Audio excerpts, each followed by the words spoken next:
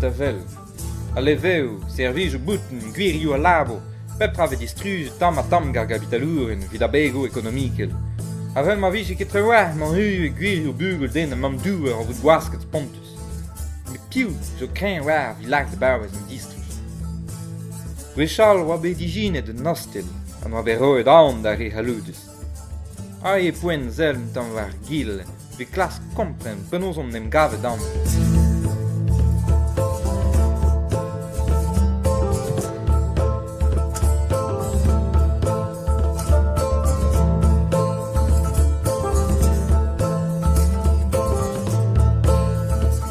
Il y avait des discussions incroyables. Côté femmes aussi, le féminisme aussi, il y avait, ça bougeait, tout était possible. On a pensé que tout était possible, qu'on allait pouvoir changer la façon de vivre, qu'on allait pouvoir changer la société. Oui, il y avait quelque chose de libérateur et c'était... on respirait mieux, quoi.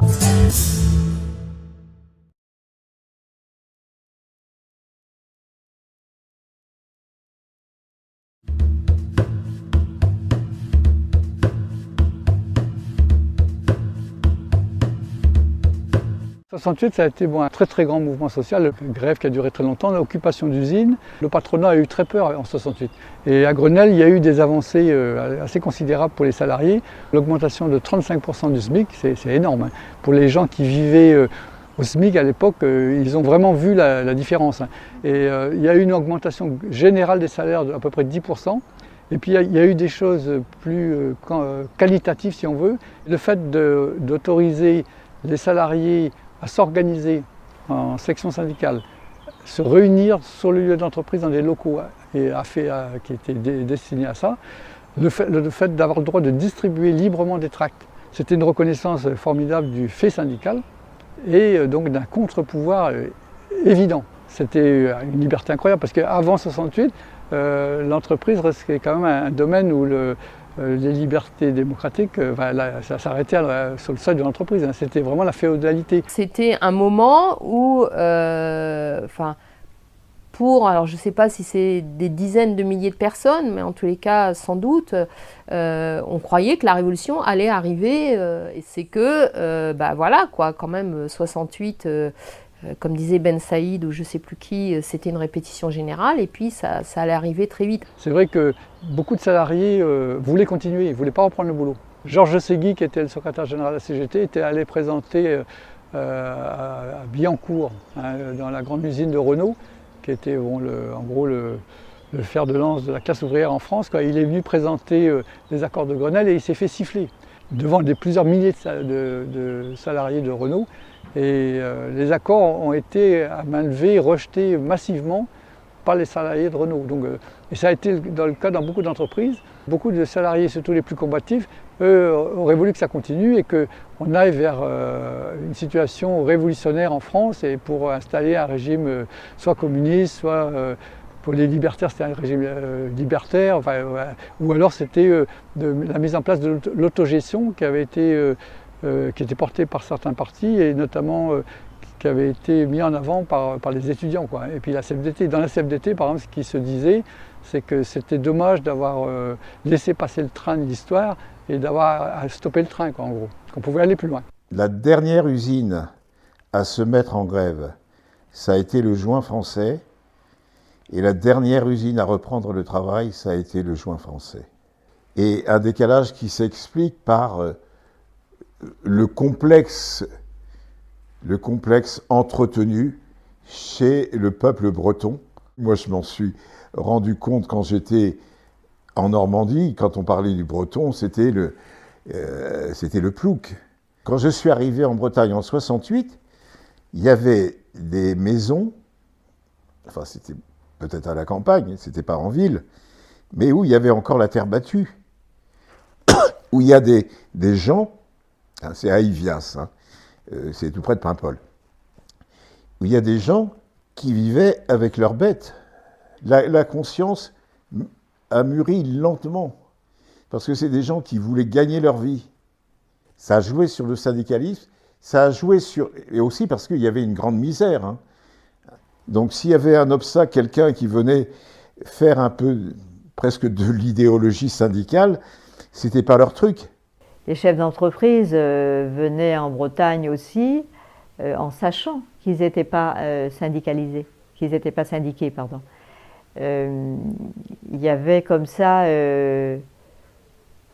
la religion, les préceptes de la religion leur avaient appris à obéir, à accepter les conditions dans lesquelles on était. C'est comme ça, une sorte de résignation qui faisait que faire grève, ça représentait quand même un grand pas à franchir. Et il y a des gens qui n'auraient jamais fait grève. Il y a des usines où le travail était très dur, hein. Par exemple, Forges et Laminoir, c'est terminé, mais on vivait dans des conditions atroces, des conditions de travail atroces, quoi. Dignes de l'esclavage, quoi.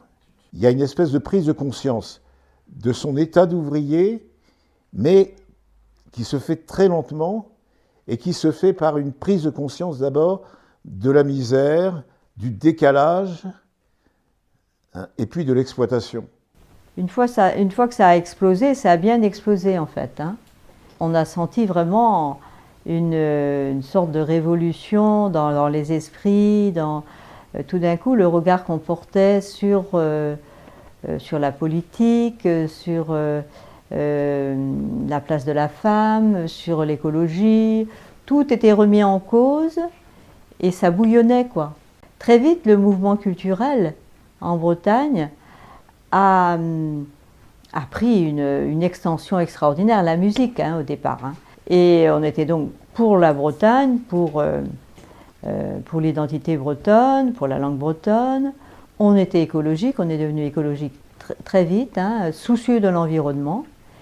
Et on était gauchiste ou enfin, à gauche de toute façon.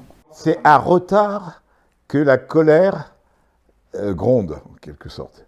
Avec retard, mais avec quelquefois une violence, parce que la grève du juin français, on était à deux doigts, quelquefois, je sais pas moi, du soulèvement.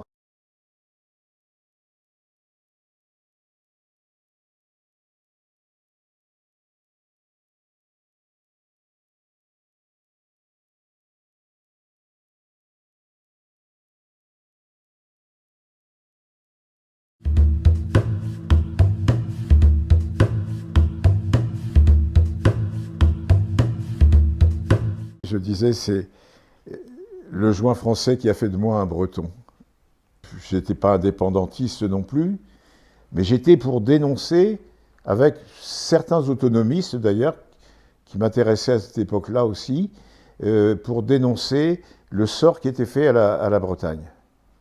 Et je pense que la grève du juin français est symptomatique d'un réveil du peuple breton qui a été négligé, méprisé, écarté du progrès national.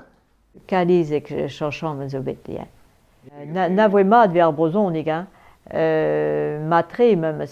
Ning comprenne à Ariès, ning noeim de Ariès à Brozonig per. Voilà, le mouvement culturel était très fort. Très fort. Et donc le syndicalisme était à la fois se renforçait aussi de ça et en même temps était remis en cause par moments, évidemment. Ça donnait de grandes discussions. Il y avait des pratiques qu'on remettait en cause, la centralisation. Ça passait moyennement, évidemment, chez nous, hein. Et par contre, ils savaient se battre. Par exemple, à la CGT, pour les nommer, ils avaient ce côté centralisateur là très fort, mais ils savaient se battre. Le mot d'ordre d'augmentation égale pour tous a été choisi. Et il se généralise dans tous les ateliers. Et c'est quelque chose de massif, de spontané, et aussitôt mis en place, alors sans aucune tradition, des piquets de grève, il y a des gens qui n'auraient jamais pensé faire grève et qui ont été entraînés parce que tout d'un coup, leur marmite à eux aussi avait sauté. Le couvercle de leur marmite avait sauté. Eux aussi, ils prenaient conscience, hein, surtout dans certains ateliers où les gens respiraient des choses pas bonnes pour leur santé, hein, et où ils étaient maltraités par les contremaîtres, par les petits chefs, etc. Il y a une espèce de haine qui a commencé à bouillir, bon, qui est mauvaise conseillère, comme je t'ai dit, parce que ça aurait pu dégénérer. Il y a un truc qu'on ne peut pas comprendre, c'est le degré de colère et ce à quoi ça peut entraîner. Les gardes mobiles ont rappliqué, la colère d'un ton a monté. Rien d'étonnant alors qu'après, le directeur soit séquestré. Rien d'étonnant alors qu'après, le directeur soit séquestré. Aux joints français, les ouvriers bretons disent merde au patron. Aux joints français. Les syndicats canalisaient cette colère. Il permet quand même aussi d'organiser la solidarité sur le plan des autres entreprises. Mais en même temps, nous, les gauchistes, on se disait, voilà une grève où les gens ont l'air motivés, il faudrait peut-être qu'il y ait un soutien populaire. Alors on dit, on va mettre en place un comité de soutien. Tous les lycées de Saint-Brieuc avaient leur comité de soutien. Au juin, c'était des troupes imposantes dans les manifestations. Mais le souvenir, moi, qui m'a le plus touché aux tripes, c'est qu'il y avait un collège à Saint-Quay-Portrieux. Ça doit faire plus de 20 kilomètres. Hein. Ils ont fait le voyage à pied, des collégiens, pas des lycéens. Ils ont fait le voyage à pied pour se rendre à la manifestation. Tout le monde était là, en fait. Oui, c'était le réveil breton.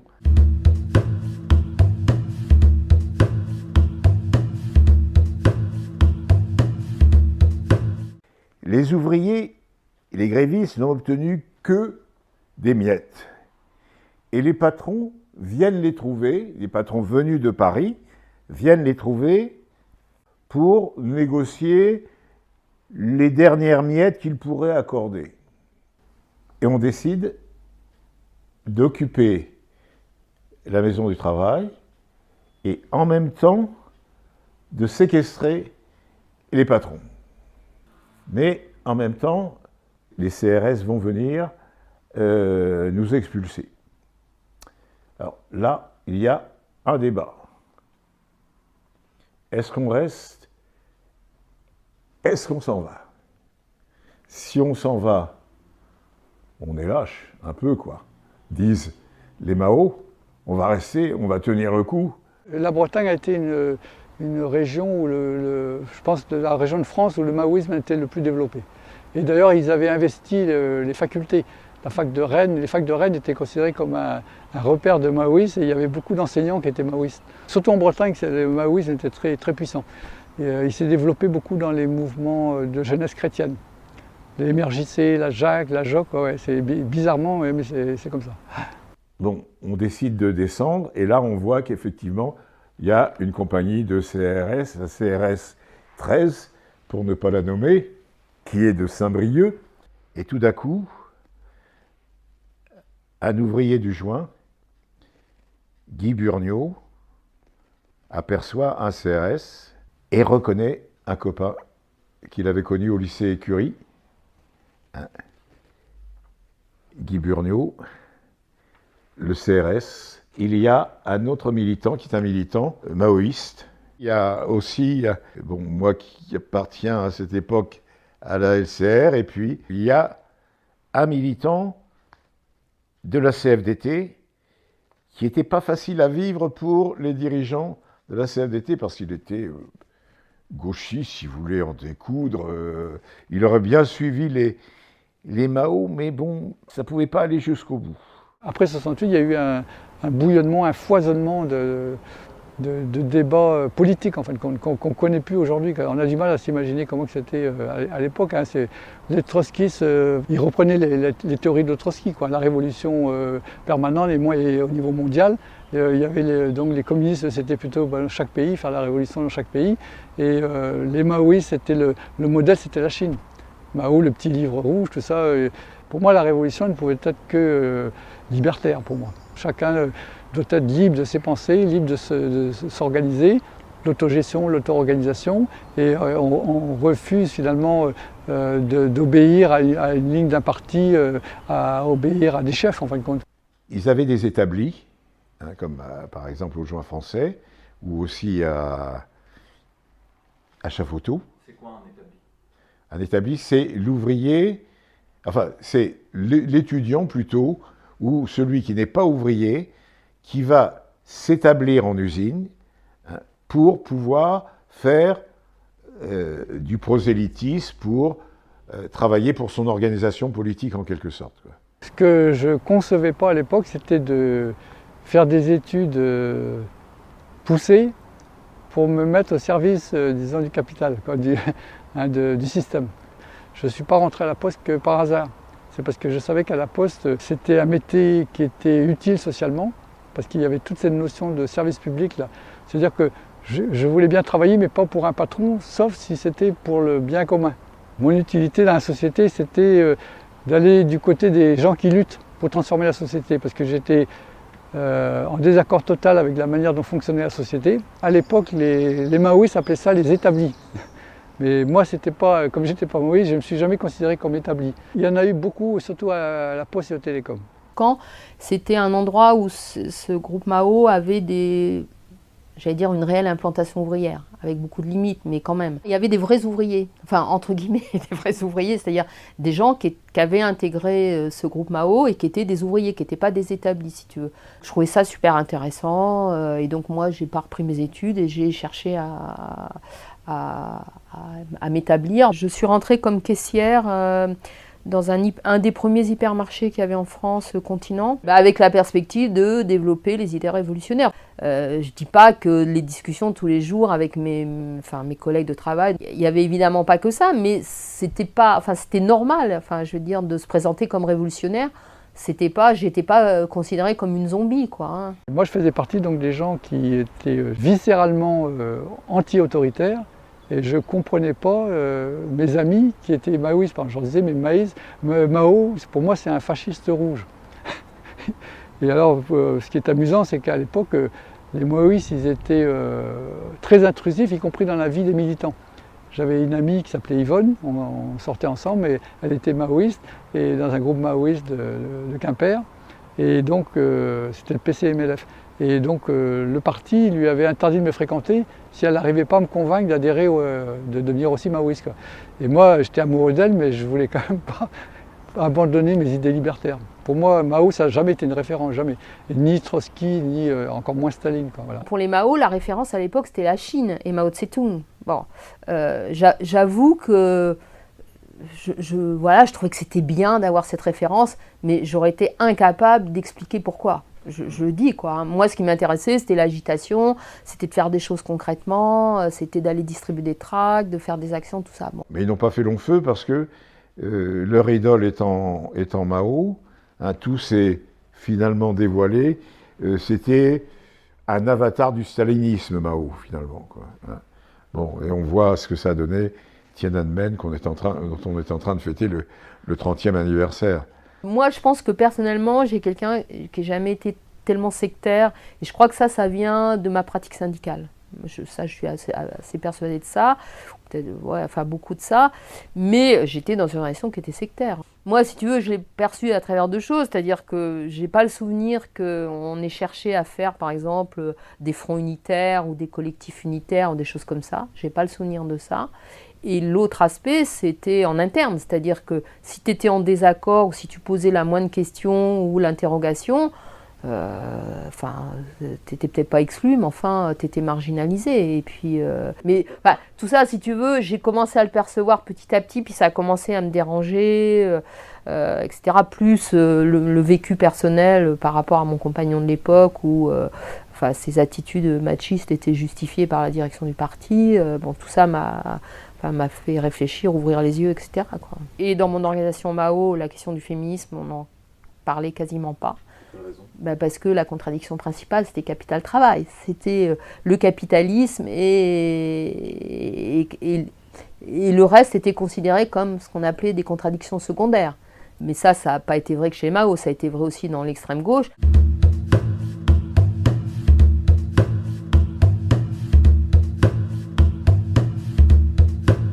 Ce que veulent éviter à tout prix les syndicats, c'est qu'on manifeste devant le joint français. Parce que le joint français, je ne l'ai pas encore dit, a été occupé par des gendarmes mobiles. Et l'idée qui trotte dans la tête des Mao, c'est de reprendre l'usine aux forces de l'ordre. Avec la manifestation, si on est 8000, peut-être qu'on peut reprendre l'usine. Bon, naturellement, les syndicats sont opposés et mettent toujours les rassemblements un peu loin de l'usine. Ou bien le point de départ de l'usine, et puis ensuite on va en ville. C'était très tendu, c'était très tendu. Entre les militants du Parti communiste et les services d'ordre, par exemple, de la CGT, à l'époque, dans les grandes manifestations, ils essayaient d'exclure ce qu'eux considéraient comme des gauchistes, quoi. Voilà, donc du coup, c'était tendu, quoi. Les relations étaient tendues.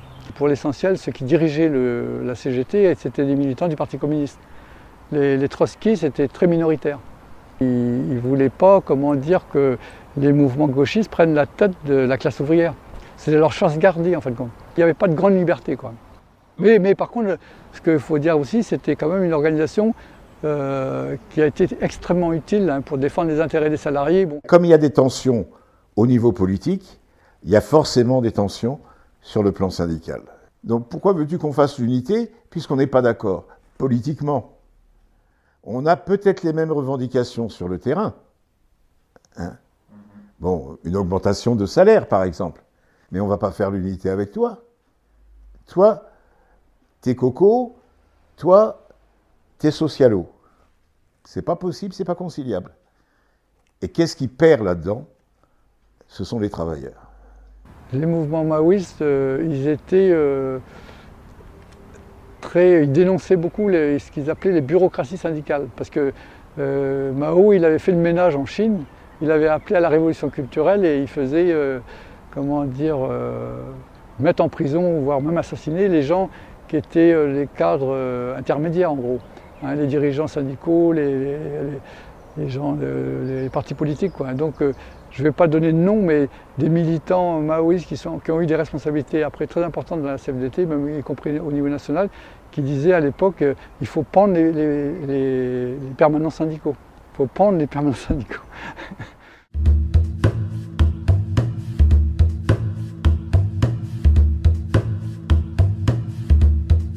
Cette idée-là, elle s'est bien répandue en Bretagne. Quand même, de l'autogestion, on en parlait, oui. C'était aussi, quand il y avait remise en cause d'une certaine rigidité, je mets des guillemets à rigidité, syndicale, on citait toujours les exemples comme ça d'autogestion. Comme lesquels par exemple? L'IP souvent, quoi. C'était une pratique tellement neuve qu'elle faisait peur aux autres en face.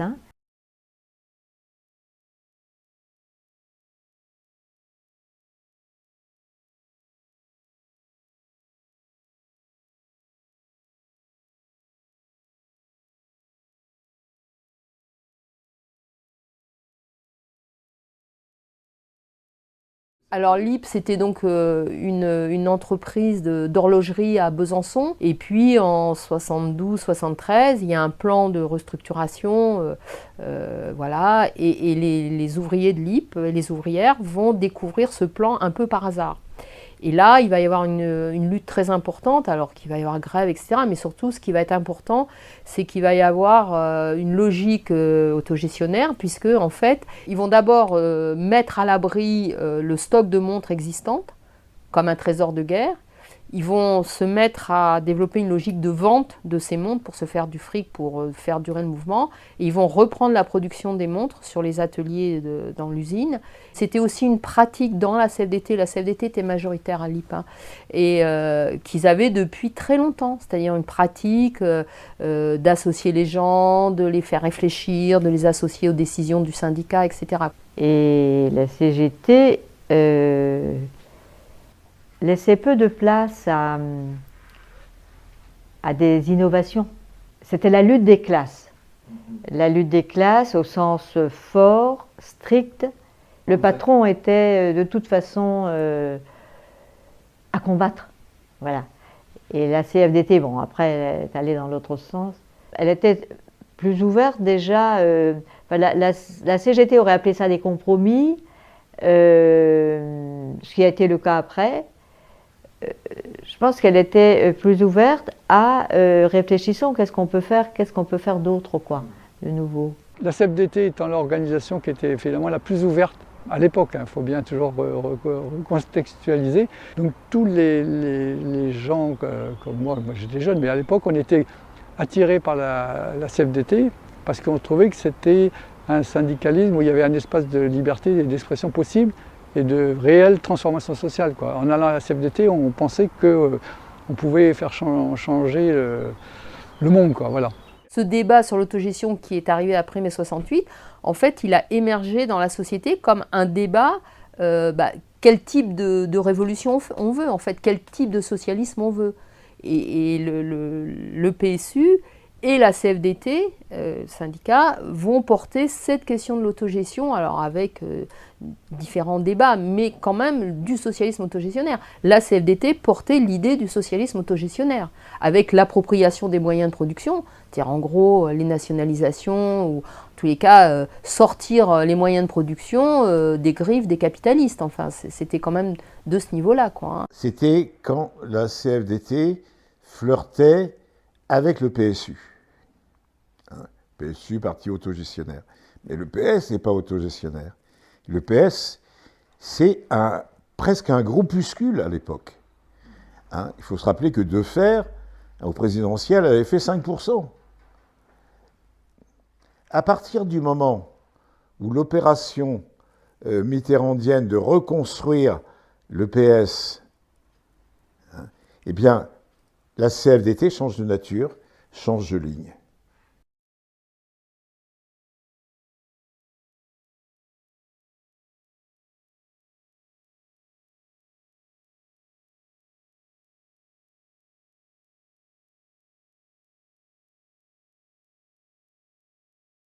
Il faisait un travail, le syndicat CGT, faisait un travail auprès des ouvriers pour une ouverture culturelle, oui. Particulièrement à Saint-Nazaire, parce qu'il y avait le centre de culture populaire. Et quand ça a changé, alors il faut qu'il y ait l'inverse qui s'installe, le changement, pour qu'on voit ce que l'autre apportait. Une fois qu'ils ne sont plus là, on voit qu'ils ne sont pas remplacés dans des domaines, et il y a un vide. Et tout d'un coup, c'est le vide culturel, quoi. Et là, ça a certainement aidé à l'infiltration des partis extrêmes, là, l'extrême droite.